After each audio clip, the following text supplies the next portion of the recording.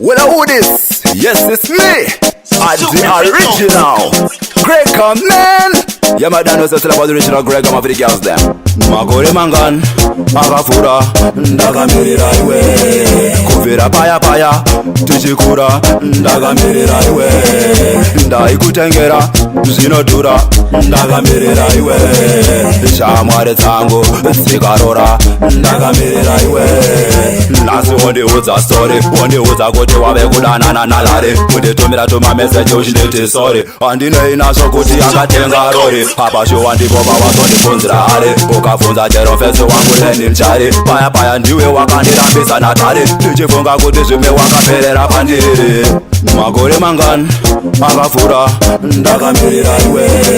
Kubvira paya paya tichikura, ndakamirira iwe. Ndaikutengera zvinodhura, ndakamirira iwe. Shamwari dzangu dzikarora, ndakamirira iwe. Chokwadi chaicho wandibhaisa iwe.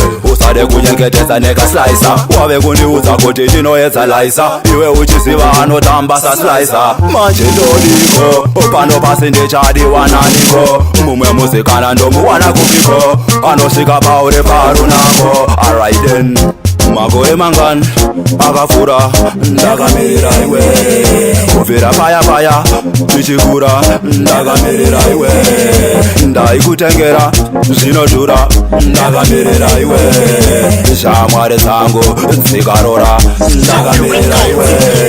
Nasi wondiudza story, wondiudza kuti wave kudanana nalare. Kunditumira tuma message uchinditi sorry. Andinei nazvo kuti akatenga rori. Papasho wandipo pawazondifunzira hari. Ukafunza chero fesi wangu leni mchari. Paya paya ndiwe wakandirambisa natari. Ndichifunga kuti zvimwe wakaperera pandiri. Magore mangani akafura, ndakamirira iwe. Kubvira paya paya tichikura, ndakamirira iwe. Ndaikutengera zvinodhura, ndakamirira iwe. Shamwari dzangu dzikarora, ndakamirira iwe. Chokwadi chaicho wandibhaisa iwe.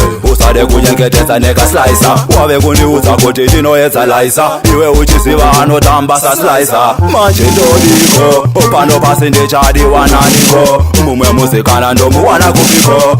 Anosvika pauri parunako. Alright then. Magore mangani akafura, ndakamirira iwe. Kubvira paya paya tichikura, ndakamirira iwe. Ndaikutengera zvinodhura, ndakamirira iwe. Shamwari dzangu dzikarora, ndakamirira